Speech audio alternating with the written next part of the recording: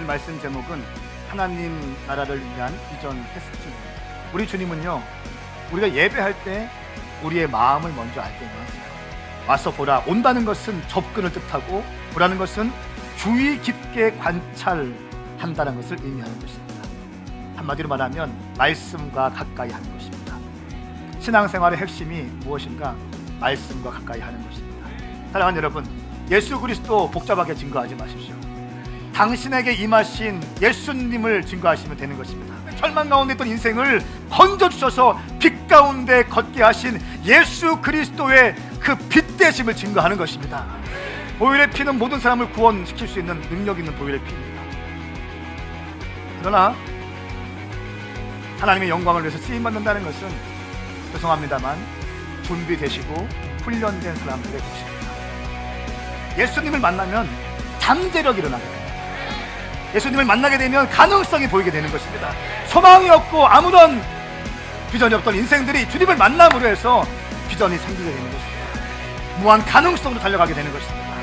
여러분, 복음은요, 확산돼요. 정진성이 있는 거예요. 멈추지 않는 겁니다. 끊임없이 확산되는 것입니다. 우리 주님은 사람을 캐스팅하셨습니다. 그 안에 있는 잠재력을 끄집어내 주셔서 비전을 불어넣으시고, 변덕스러운 인생이지만 믿음의 바위가 될 것을 선포해 주셨다는 것입니다. 사랑하는 여러분, 은혜 아니면 살 수 없습니다.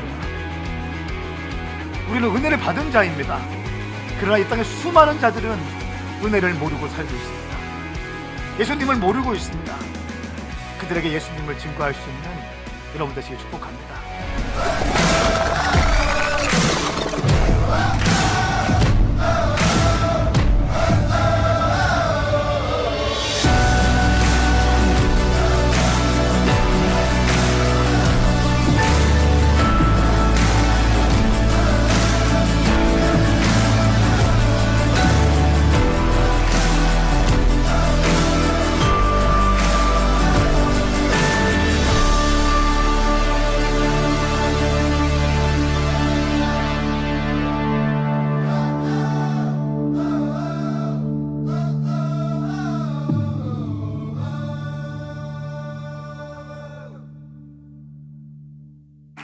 그럼 말씀을 기대하십니까?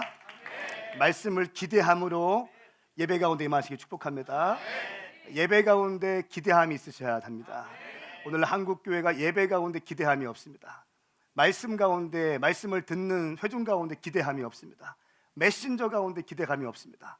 이 말씀이 사람을 살릴 거라고 하는 기대감 없이 말씀을 전합니다. 이 말씀이 나를 살릴 수 있다는 믿음을 갖지 않고 그냥 형식적으로 앉아있다는 것입니다. 우리 오메가 교회는 이런 것들을 다 제거하십시다. 주님에 대한 기대감을 높이셔야 합니다. 말씀에 대한 기대감을 높이시길 축복합니다. 할렐루야. 주님께서 일하실 것입니다. 살다 보면 첫 번째 경험이 굉장히 중요한 것을 느낄 수 있습니다.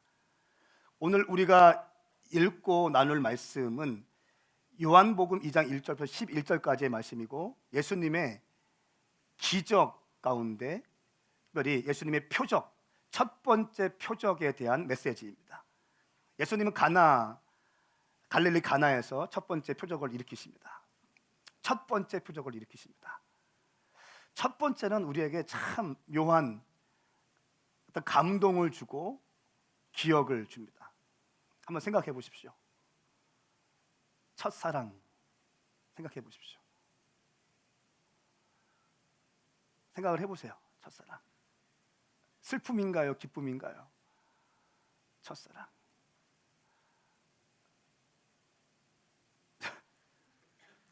첫 키스. 한번 생각해 보십시오.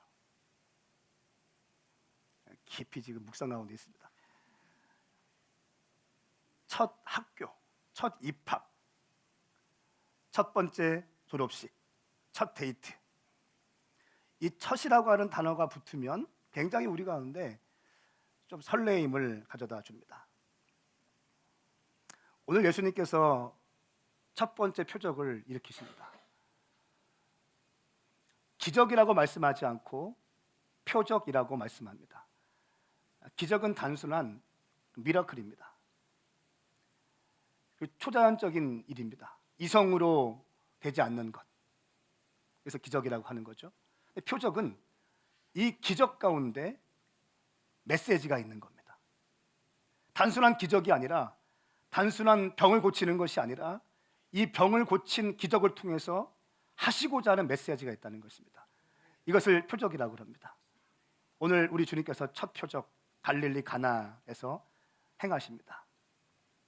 그것은 바로 물이 포도주가 되는 그런 장면입니다. 우리 한번 말씀을 읽겠습니다.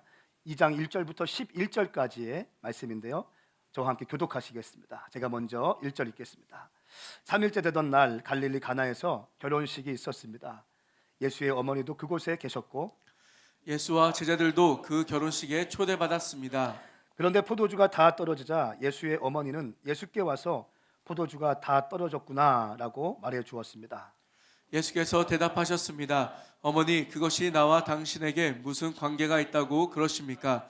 아직 내 때가 이르지 않았습니다. 그러나 예수의 어머니는 하인들에게 말했습니다. 무엇이든 그가 시키는 대로 하라. 가까운 곳에 돌 항아리 6개가 놓여 있었습니다. 그것은 유대 사람들의 정결 의식에 쓰이는 것으로서 각각 물 2-3 메트레테스 들어가는 크기의 항아리였습니다.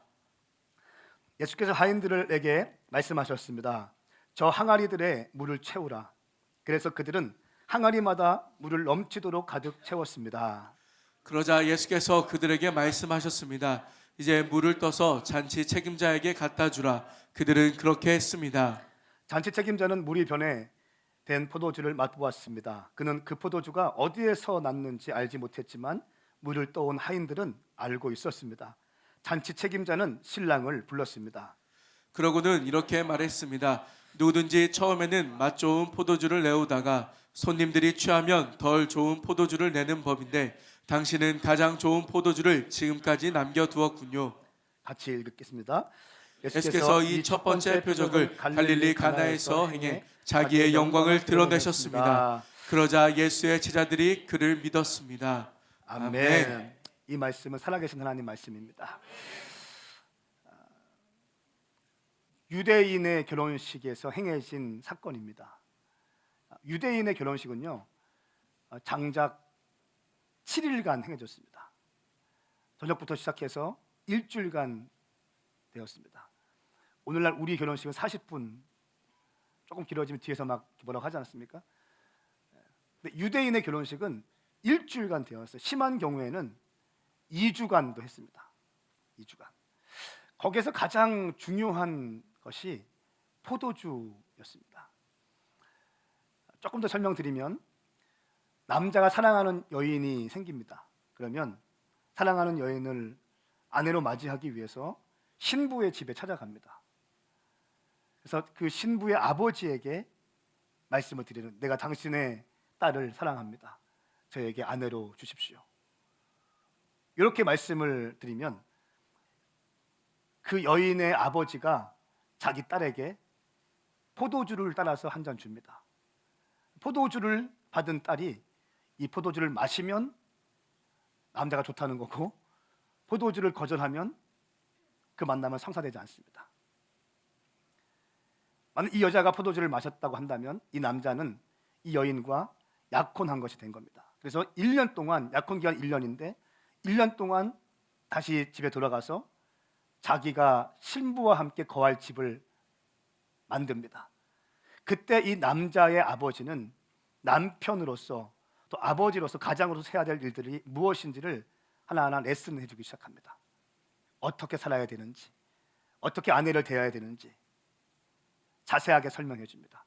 그리고 시간이 되었을 때 결혼을 하게 되는 거죠. 그 결혼식이 일주일, 결혼 예식은 얼마 되지 않지만 결혼식 끝나고 나서 그 피로연과 잔치가 일주일입니다. 그 가운데 중요한 것이 바로 포도주라고 하는 것입니다. 포도주는 기쁨을 의미하고 또 풍요를 의미하고 축제를 의미합니다. 시편 104편 15절 말씀에 그것은 사람의 마음을 기쁘게 하는 포도주, 그 얼굴을 빛나게 하는 기름이라고 말씀했습니다. 사람의 마음을 기쁘게 하는 포도주. 포도주는 기쁨을 의미하는 겁니다. 이 잔치 가운데 가장 중요한 것, 특별히 결혼 예식 가운데 가장 중요한 것이 포도주였습니다. 또 유대교회에서 유대인들의 결혼 풍습 가운데 가장 중요한 것이 굉장히 자매들을 배려한 결혼 예식이 있었습니다. 그래서 부모님에 의해서 강제적으로 하는 결혼을 막기 위해서 랍비들은 이 여인이 결혼하는데 강제적으로 결혼하는 것인가 아닌가를 살펴봐야 될 책임이 있었습니다. 그러니까 랍비의 중요한 책무 중에 하나는 이 여인이 결혼하는데 정말 건강하게 결혼하고 있는지 아니면 부모에 의해서 돈 받고 강압적으로 결혼하는지 그것들을 점검하는 것이 랍비 사역자들의 또 중요한 임무였습니다. 우리 교회로 말하면 사역자들이 청년들 결혼할 때 아무나 결혼하지 않게 하는 거, 이런 것들도 중요한 역할이라는 거예요.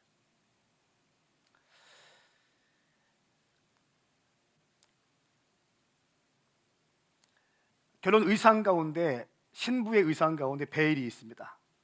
결혼식 날 실제로 이 신부는 여왕처럼 자기의 몸을 가꾸고 준비합니다. 그리고 보석이나 이런 것들을 주변 사람에게 빌릴 거 다 빌려요. 그날만큼은 자기가 다 합니다. 가장 아름다운 모습으로 목욕을 하고, 그리고 보석을 착용하고, 베일로 자기의 얼굴을 가립니다. 이 베일로 자기의 얼굴을 가리는 이유는 결혼식에 올리는 장례에 들어갈 때까지 벗을 수 없었는데, 전통적으로 겸손과 또 존경과 순결을 상징하는 것이었습니다. 또한 이 베일은 신랑이 언젠가 사라질 외모가 아니라 이 신부의 내적인 아름다움에 관심이 있다는 것을 상징하는 그런 의미가 있었습니다. 그리고 이 사람이 결혼을 서약을 한 다음에야 이 베일을 벗을 수가 있게 되는 것입니다. 남편이, 이 신랑이 이제 신부에게 향할 때는 신랑의 아버지와 신부의 아버지가 함께 데리고 이 신랑을 데리고 갑니다. 독특하죠? 그리고 신부가 입장할 때는 또 신부의 어머니와 신랑의 어머니가 같이 양팔을 끼고 같이 입장합니다. 이것이 유대인의 결혼 모습이었습니다. 결혼 서약과 결혼 혼인 증서가, 첫 번째는 여러 가지 절차가 있는데 결혼 서약과 혼인 증서가 있습니다. 유대인들의 결혼 제도는 여성을 위한 제도입니다. 고대 사회에서는 여성들이 결혼할 때 강압적으로 결혼하는, 여성의 권리를 존중받지 못하고 결혼하는 그런 일들이 많이 있었습니다. 그리고 결혼한 다음에 남자가 마음에 들지 않으면 언제든지 쫓아내고 그런 일이 비일비재했기 때문에 유대인의 결혼 풍습에는 그것을 방지하기 위해서 결혼 증서에 서약을 했습니다. 만일 당신의 아내를 보낼 때에는 얼마의 배상을 해야 된다, 큰 액수를 적습니다. 이 규정은 힘없는 여인들을 위한 규정이었습니다. 그리고 혼인 증서에 서명을 합니다. 친척이 아닌 다른 두 사람이 이 혼인 증서에 서명을 하게 되고요. 그리고 나서 신랑과 신부가 포도주를 나누어 마십니다. 그리고 나서 다시 랍비가 결혼 서약서에 다시 서명합니다. 그리고 나서 신랑이 신부의 이 포도주 잔을 밟아서 깨뜨립니다. 발로 밟아 깨뜨립니다. 실제로. 그 이유는 무엇인가 하면 인생에 있어서 가장 행복한 순간인 결혼식에도 과거 선조들이 힘들었던 그 시간들을 잊지 않겠다라고 하는 예언적인 행동인 것입니다. 그리고 여기까지 절차가 모두 끝나면 신랑과 신부는 입맞춤을 하고 비로소 부부가 되게 되는 것입니다. 이것이 이제 유대인들의 전통적인 결혼 절차였습니다. 그리고 결혼식이 완료가 되면 신랑과 친척들, 친제들이 다 모여서 신부 주위에 7바퀴를 돕니다. 그 이유는 마치 여리고 성을 취하기 위해서 7바퀴 성을 돌았던 것처럼 이 여인을 이제 내가 소유하게 되었습니다라고 하는 의미입니다. 그래서 이 남편과 함께 7바퀴를 돕니다. 그리고 나서 결혼식이 끝나면 그들은 일주일간 피로연이 시작되는 것입니다. 보세요, 너무너무 중요한 상황이에요. 일주일간 피로연을 하는데 먹고 마시면서 격려해주고 과거의 이야기도 해주고 즐겁게 춤도 추고 또 블레싱도 해주고 기도도 해주고 이렇게 하는 것이 유대인의 결혼식이라는 거예요. 충분하게 마음껏 즐길 수 있도록, 마음껏 시간을 보낼 수 있도록 함께 해주는 것입니다. 이때 중요한 것이 포도주라는 거예요.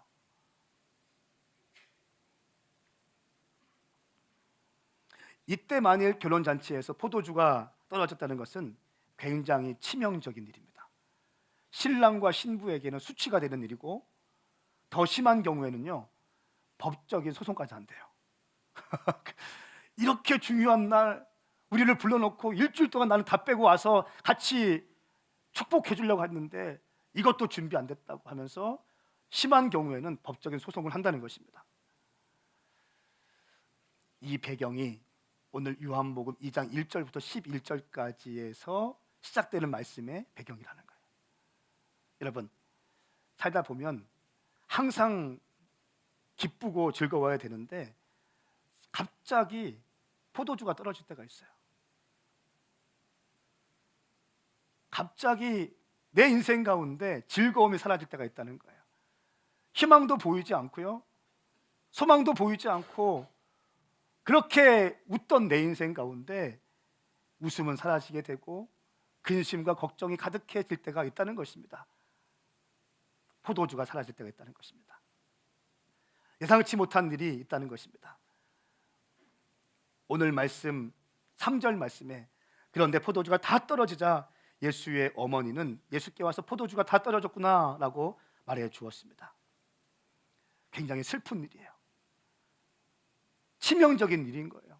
한번 생각해 보십시오. 막 즐겁게 흥에 겨워서 잔치를 벌이고 있는데 포도주가 떨어진 거예요. 이거는 찬물을 껴온 결혼식을 망치게 되는 것입니다. 그러나 오늘 말씀 결론부터 말씀드립니다. 2장 3절에 슬픔이 있지만 2장 11절에 영광이 또 임합니다. 인생 가운데 즐거움이 없고 슬픔이 시작된다 할지라도 여러분 걱정하지 마십시오. 2장 11절 말씀이 당신 가운데 임할 줄로 믿습니다. 예수께서 이 첫 번째 표적을 갈릴리 가나에서 행해 자기의 영광을 드러내셨습니다. 그러자 예수의 제자들은 그를 믿게 되었습니다. 여러분들을 통해서 많은 사람들이 예수님을 믿게 될 것입니다. 예수님의 영광이 임하게 될 줄 믿습니다. 제가 오늘 제목을 정하기 위해서 굉장히 고민했어요. 요즘 하나님께서 저에게 개인적으로 말씀하시는 게 있어요. 설교 제목 아무렇게 정하지 마라. 아무렇게 안 정했어요. 정말 기도하고 정했어요. 주님께서 또 진지하게 기도하고 또 기도하고 정해라. 몇 번 바꿨습니다. 오늘 말씀 제목은 전화위복입니다. 구를 전, 재앙화, 위할 위, 복복. 무슨 말입니까? 위기가 오히려 복이 된다는 의미인 것입니다. 내 인생 가운데 갑자기 포도주가 떨어졌는데 이 인생의 위기 가운데 우리 주님이 다가오시면 복이 된다는 것입니다. 영광이 될 수 있다는 것입니다. 마가복음 6장 말씀에 예수님의 제자들은 갑자기 불어닥친 풍랑이 왔습니다. 배를 타고 가는데 풍랑이 임했어요.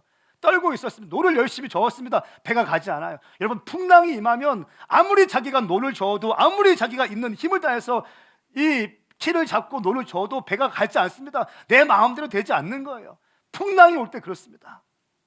그때 어떤 일이 있습니까? 갑자기 어떤 누구가 바다 물 위로 걸어오시는 거예요. 가만히 보니까 예수님이세요. 예수님이 이렇게 말씀하십니다. 안심하라, 나다, 두려워하지 말라. 그리고 예수께서 제자들이 탄 배에 오르시자 바람이 잔잔해졌습니다. 말씀하고 있습니다. 풍랑 가운데 널뛰던 배가 예수님이 그 배 위에 들어가시자마자 잔잔케 되는 것입니다. 여러분의 인생의 항해 가운데, 풍랑이는 당신의 그 인생 항해 가운데 예수님이 들어오시면 잔잔하게 되는 것입니다. 주님 말씀하실 것입니다. 나다, 두려워하지 마라, 안심하라 라고 말씀하시는 것입니다. 저는 오늘 여러분과 함께 우리의 인생에서 포도주가 떨어질 때 우리가 해야 될 일, 첫 번째, 문제가 있는 당신을 예수님께로 인도할 수 있는 사람을 찾아야 한다. 첫 번째입니다. 당신이 만약에 기쁨이 사라지게 되었고 포도주가 사라지게 되었으면 당신의 삶을 예수께로 인도할 수 있는 자를 찾아야 됩니다. 반드시 찾아야 됩니다. 오늘 말씀에는 마리아가 그 역할을 했습니다. 포도주가 떨어졌을 때 마리아가 그것을 보게 됩니다. 마리아가 이 문제를 해결하게 됩니다. 두 번째는 예수님을 만나면 포도주가 채워진다는 것입니다. 포도주가 떨어질 때 예수님께로 인도할 사람을 만나야 되고, 두 번째는 예수님을 만나면 채워진다. 비슷한 말 같습니다. 오늘 말씀 6절부터 10절까지의 말씀을 보니까, 특별히 6절 말씀에 보니까 하나님께서 기적을 일으키실 때 기적의 재료를 사용하신다는 것입니다. 6절 말씀 같이 한번 읽겠습니다. 시작. 가까운 곳에 돌 항아리 6개가 놓여 있었습니다. 그것은 유대 사람들의 정결 의식에 쓰이는 것으로서 각각 물 2, 3 메트레테스 들어가는 크기의 항아리였습니다. 아멘. 정결 예식에 쓰이는 돌 항아리가 6개가 있다는 거예요. 근데 메트레테스가 있는데, 이 메트레테스는 38리터, 우리가 사무실에 쓰는 생수통이 약 18.9리터라고 합니다. 근데 그거의 2배 정도 되는 38리터라고 합니다. 그러니까 두세 메트레테스는요 76리터, 104리터가 되는 항아리라는 거예요. 항아리 하나가 그렇게 크다는 거예요. 그 돌 항아리가 있는데 이 돌 항아리 가운데 물을 채우라고 말씀하셔요. 여러분, 하나님께서 일을 하실 때 기적의 재료를 사용하십니다. 오병이어의 기적을 기억하십니까? 어린아이가 갖고 있던 떡과 보리떡과 물고기를 사용하세요. 그렇죠? 그냥 하지 않습니다. 갑자기 하늘에 떨어지지 않습니다. 기적의 재료를 사용하시는 것을 우리는 볼 수 있습니다.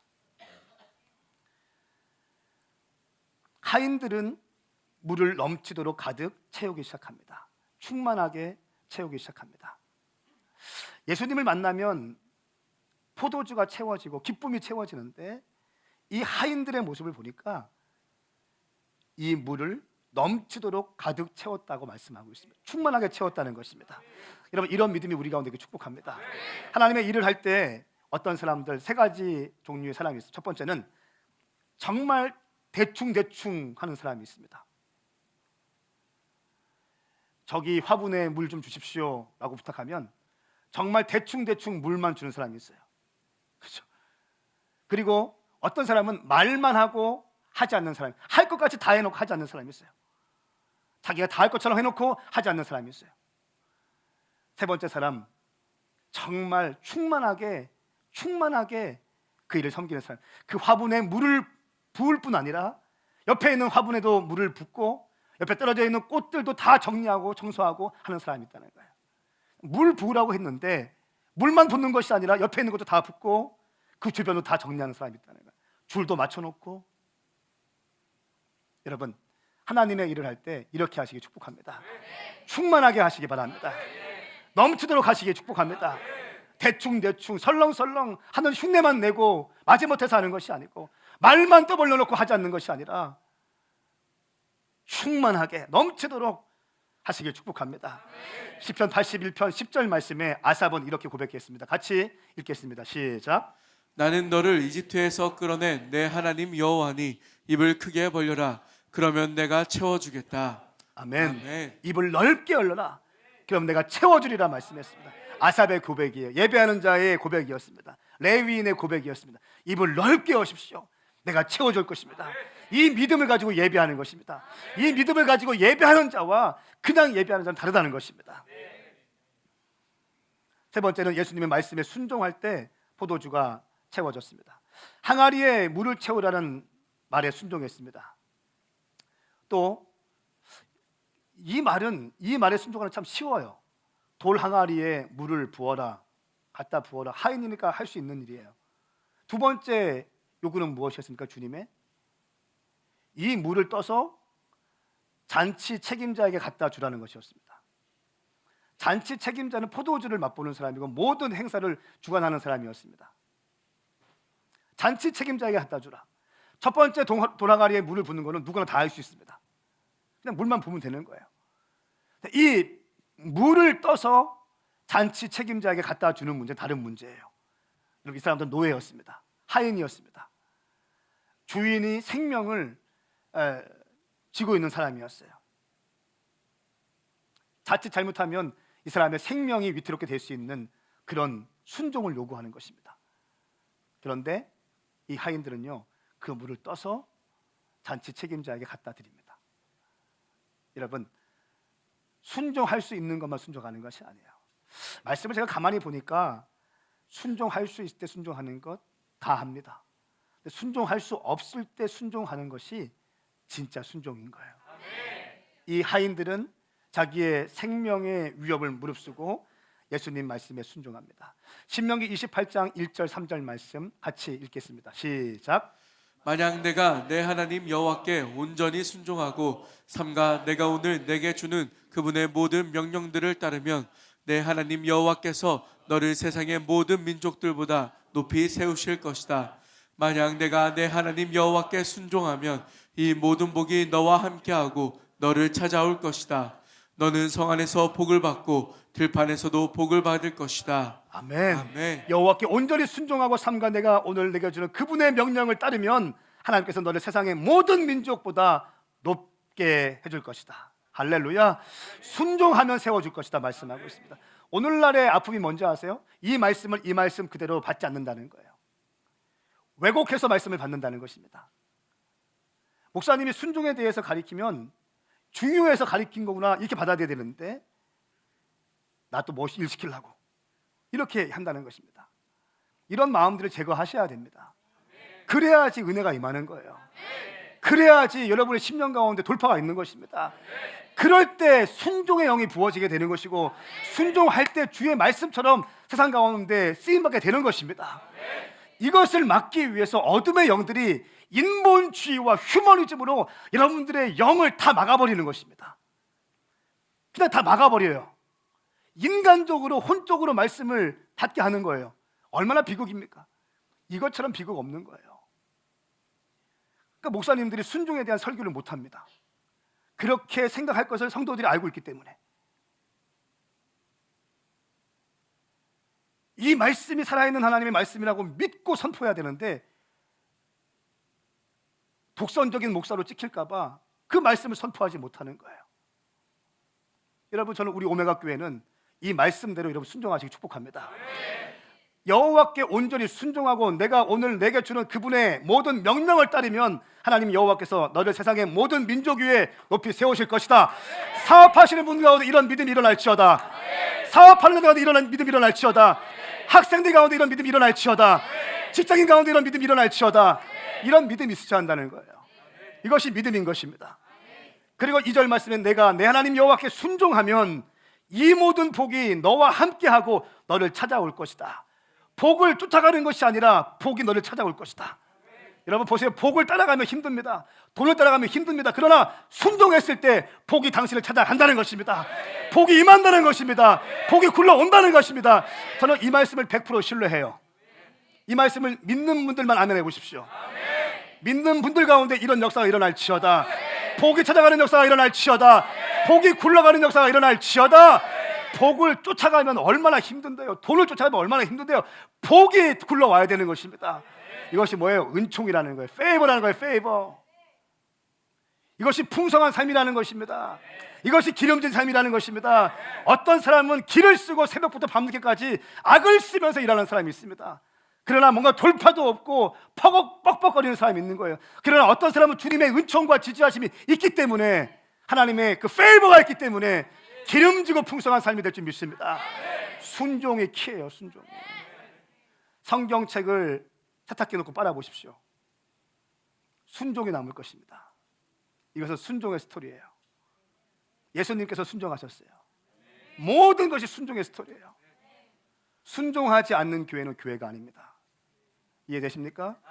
순종하지 않는 성도는 성도가 아니에요. 성도인 것을 포기하는 거예요. 아멘. 순종하지 않는 목사는 목사가 아니죠. 그리스도인들은 이 말씀의 기준 앞에, 진리 앞에 100% 순종하셔야 됩니다.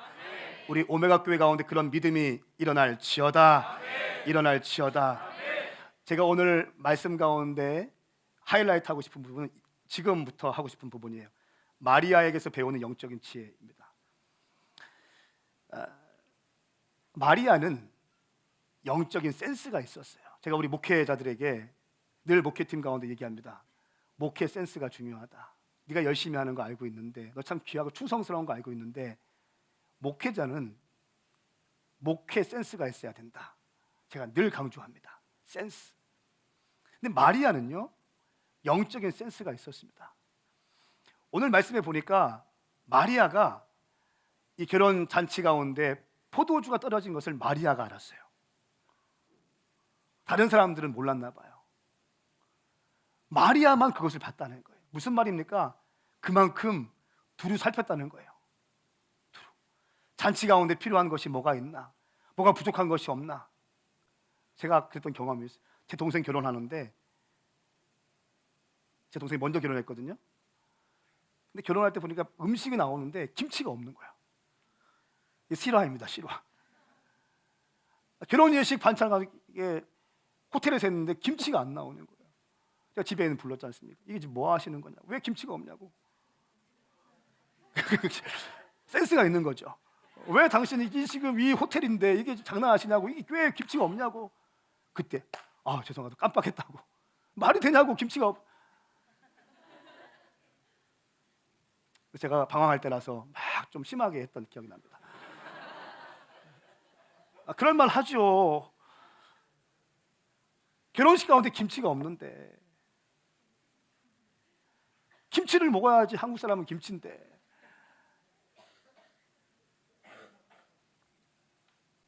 근데 마리아가 영적인 센스가 있었어요. 다 보지 못했는 마리아만 딱 발견해요.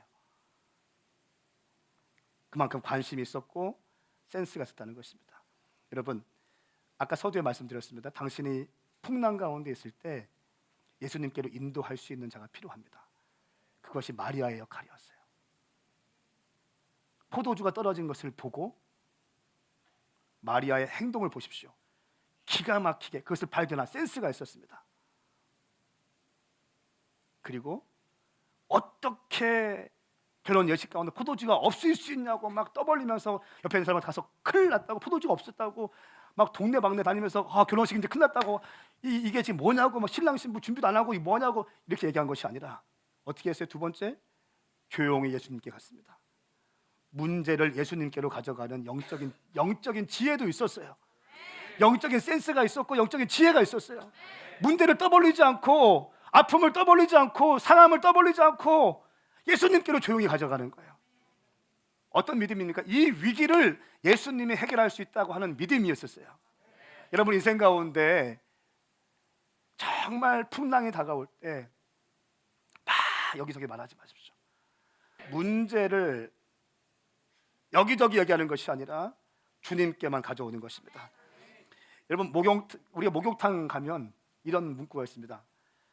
귀중품은 카운터에, 그죠? 맡기지 않은 물건은 책임지지 않습니다. 뭐 이런 거 있잖아요. 주님께 맡기지 않는 거는요, 주님이 책임지지 않으세요. 여러분의 모든 문제를 주님께 맡기셔야 됩니다. 주님 말씀하셨, 수고하고 무거운 짐진 자들은 다 내게로 오라, 내가 너를 쉬게 하리라 말씀하셨습니다. 이 말씀이 여러분 가운데 살아나게 축복합니다. 세 번째는 마리아에게서 배울 수 있는 영적인 지혜. 세 번째, 제가 너무 은혜 받았어요. 그 공간에서 일어나는 영적인 흐름과 예수님의 마음을 이해하는 자였어요. 이게 마리아였어요. 이게 무슨 말인가 하면요, 5절 말씀에 예수의 어머니는 하인들에게 말했습니다. 무엇이든지 그가 시키는 대로 하라, 이렇게 말했습니다. 무엇이든지 그가 예수님이 시키는 대로 해라 라고 하인들에게 명령했어요.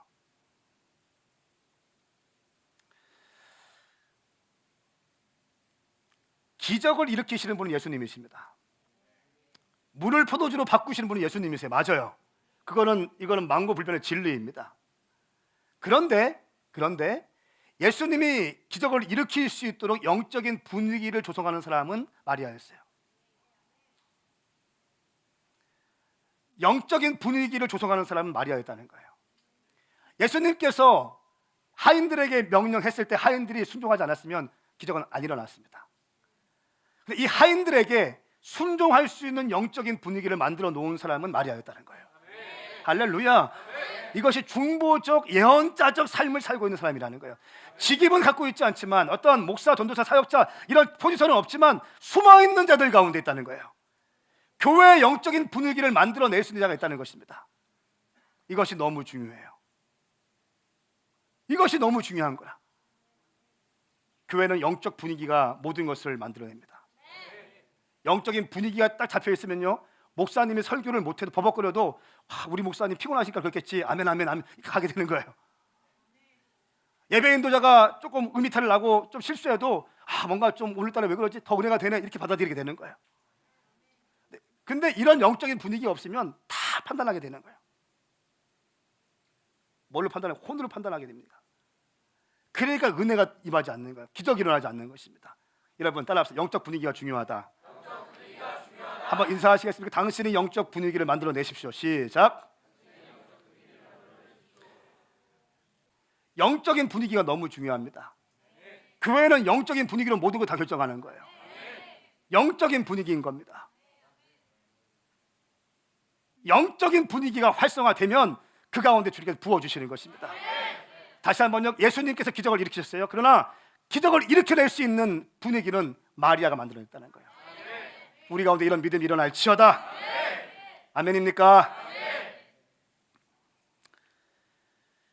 우리 인생에서 물이 극상품의 포도주가 되는 비결이 있습니다. 그것은 바로 예수 그리스도입니다. 몇 가지 요소가 있는데 첫 번째는 순종입니다. 순종. 맹물이 극상품의 포도주가 되기 위해서는 순종이 필요합니다. 우리 함께 9절 말씀 읽습니다. 크게 읽습니다. 시작. 잔치 책임자는 물이 변해된 포도주를 맛보았습니다. 그는 그 포도주가 어디에서 났는지 알지 못했지만 물을 떠온 하인들은 알고 있었습니다. 잔치 책임자는 신랑을 불렀습니다. 아멘. 물을 떠온 하인들은 알고 있었습니다. 잔치 책임자는 물이 변해된 포도주를 맛보았습니다. 여러분 보세요. 기적을, 이 은혜의 자리 가운데 있으면요, 기적을 함께 맛볼 수는 있습니다. 잔치 책임자도 물이 포도주로 바뀐 포도주를 맛보았다는 거예요. 이거 좋은 일입니다. 그런데 그 다음 차원, 예수님께서 메시아 되심을 드러내고 있는 물이 포도주가 된 사건의 배후와 그 메시지, 그 기적의 의미와 메시지는 누가 알아요? 물떠온 하인만 알고 있는 거예요. 물떠온 하인만 아는 비밀이 있다는 것입니다. 이 물떠온 하인은 순종하는 사람이라는 것입니다. 할렐루야. 우리 가운데 이런 놀라운 역사가 일어날지어다. 여러분의 마음의 항아리에 순종의 물을 담으시기 축복합니다. 여러분의 마음의 항아리에 순종의 물이 담겨지기 축복합니다. 그럴 때 당신의 인생은 맹물 같은 당신의 인생이 극상품의 포도주가 될 것입니다. 기쁨이었고 소망이었고 절망 가운데 있던 인생이 비전과 소망과 꿈을 꿀 수 있는 인생으로 바뀌게 된다는 것입니다. 당신의 돌 항아리에 물을 담으셔야 합니다. 순종의 물을 담으셔야 됩니다. 순종할 수 없는 상황 가운데 순종의 물을 담으셔야 됩니다. 그럴 때 극상품의 포도주를 맛보게 되는 놀라운 역사가 일어날 것입니다. 두 번째는 존중이라고 하는 키워드입니다. 존중. 우리 인생에서 물이 최상급의 포도주가 되는 비결, 예수 그리스도이신데 순종하셨고, 두 번째 예수님의 모습을 보니까 존중의 모습이 나옵니다. 저는 이 말씀도 제 가슴에 참 좋았습니다. 8절 말씀 같이 읽겠습니다. 시작. 그러자 예수께서 그들에게 말씀하셨습니다. 이제 물을 떠서 잔치 책임자에게 갖다 주라. 그들은 그렇게 했습니다. 아멘. 여러분, 기적 가운데서도 질서는 존중돼야 됩니다. 예수님 행하신 일 보십시오. 포도주가 없는 그 잔치 가운데 포도주를 만들어 내셨어요. 그리고 나서 많은 사람들에게 자, 포도주가 여기 있습니다, 드십시오 한 것이 아니라, 그리고 자기가 은근슬쩍 영광을 취하는 것이 아니라 어떻게 했습니까? 어떻게 하세요? 이 포도주를 잔치 책임자에게, 연회장에게 갖다 주어라. 그리고 연회장이 맛보고 이 포도주를 잔치 참여자에게 배분할 수 있도록 하십니다. 다시 한번요, 기적의 현장에서도 질서는 존중돼야 됩니다. 예수님의 성숙하신 모습이에요.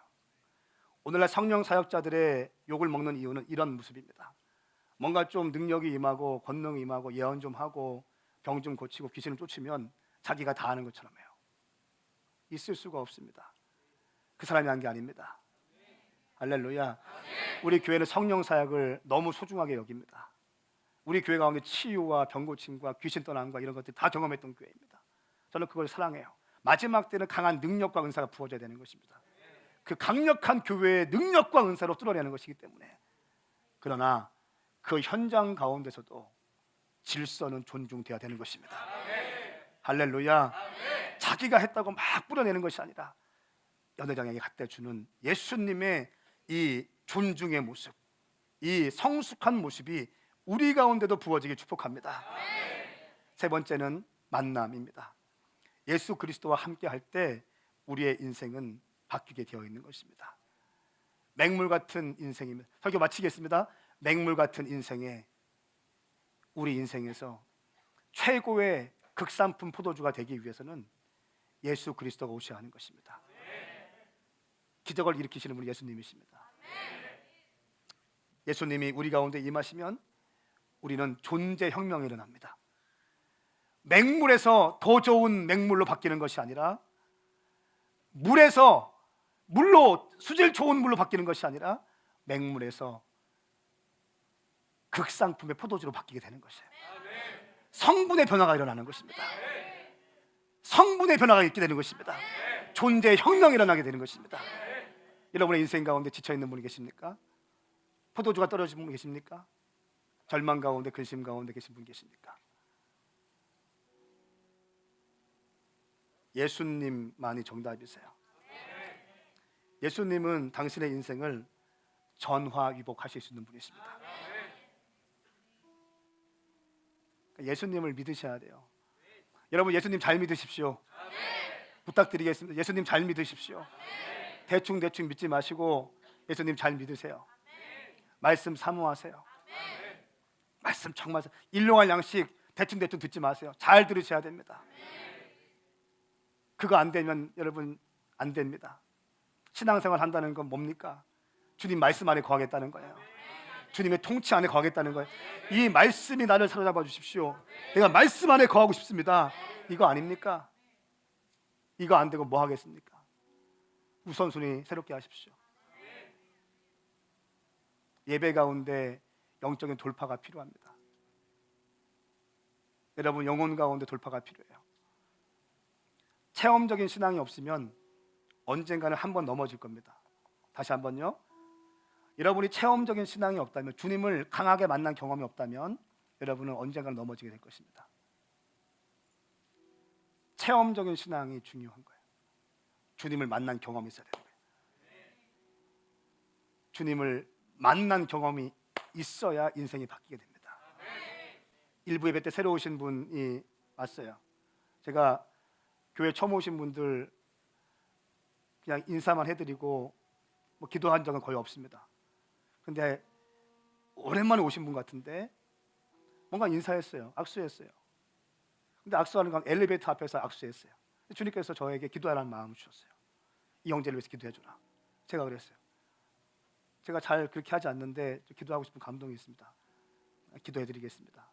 그래서 저기 본당에 앉아서 기도해드렸어요. 손대고 기도하는 주님께서 이렇게 말씀하세요. 이 아들은 헌신된 아들이었다. 이 아들이 나에게 했던 그 고백이 있는데 내가 그 고백을 지금도 기억하고 있다. 이 아들이 나에게 했던 헌신적 고백이 있는데 이 고백을 내가 지금 기다리고 있고 내가 추억하고 있고 기다리고 있다. 그때 나는 행복했었다.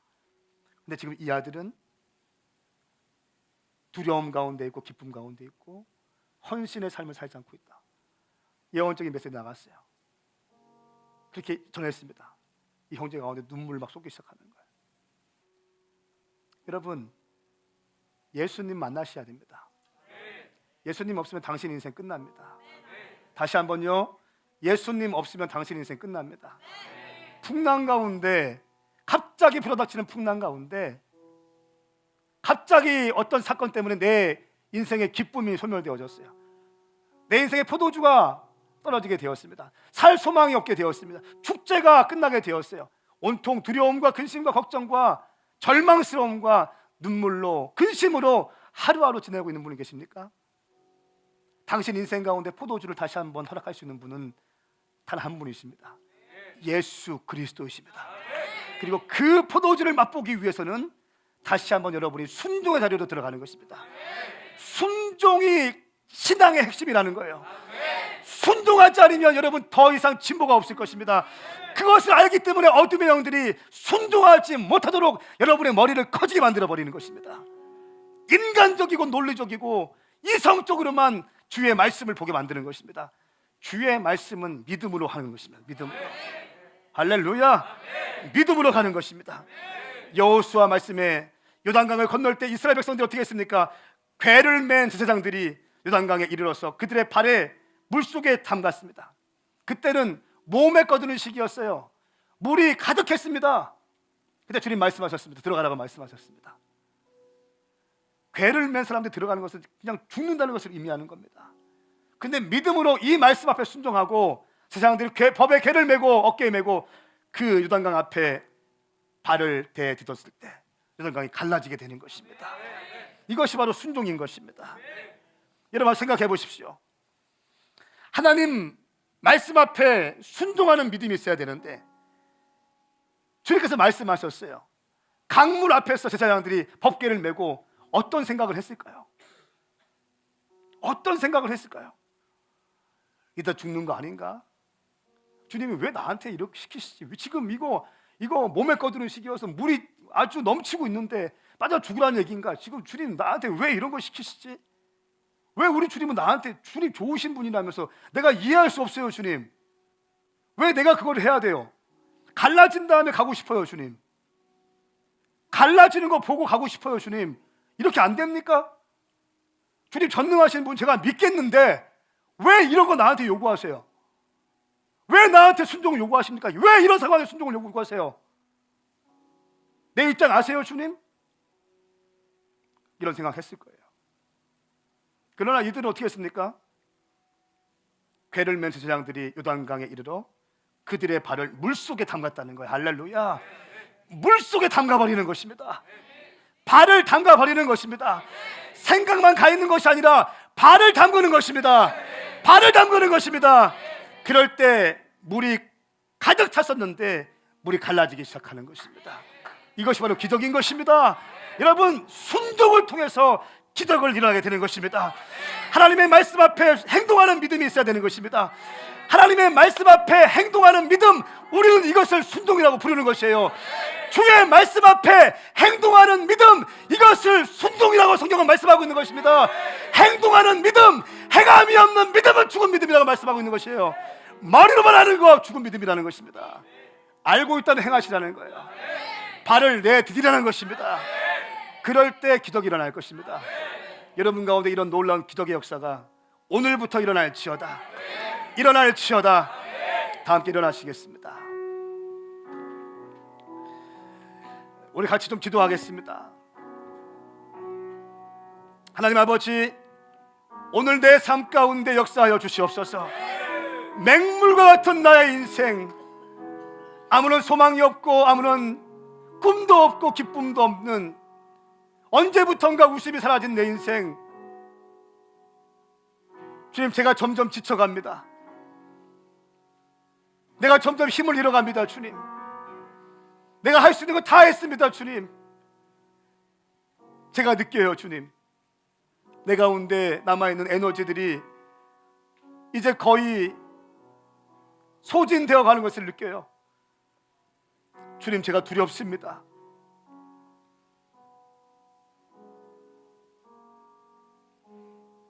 주님 제가 무섭습니다.